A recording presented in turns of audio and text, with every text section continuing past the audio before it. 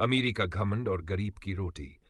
शहर के सबसे बड़े बंगले के बाहर भारी बारिश में एक बूढ़ा आदमी खड़ा था। हाथ में एक छोटी सी टोकरी थी जिसमें कुछ ताजी सब्जियां थीं। बंगले का मालिक मिस्टर खन्ना अपनी महंगी गाड़ी से उतरा। उसने कीमती सूट पहना था और हाथ में लाखों की घड़ी थी। बूढ़े ने हाथ जोड़कर कहा, साहब, सुबह से कुछ बिका नहीं है, ये सब्जियां ले लीजिए, घर में चूल्हा जल जाएगा। खन्ना ने तिरस्कार से देखा और बोला, हट यहां से, मेरी महंगी गाड़ी पर कीचड़ उड़ा रहा है।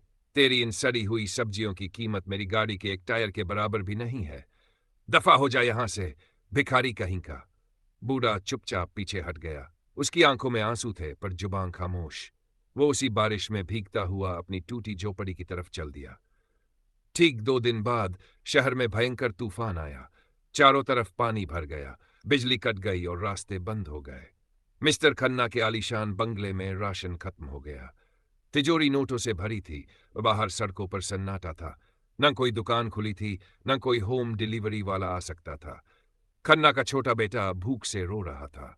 खन्ना ने अपनी जेब से गड्डियां निकाली और चिल्लाया, कोई है जो खाना ला सके? मैं 1000 नहीं, 10,000 दूंगा। पर सन्नाटे के सिवा कोई जवाब नहीं आया। तभी दरवाजे पर दस्तक हुई। खन्ना ने दरवाजा खोला तो देखा वही बूढ़ा सब्जी वाला खड़ा था।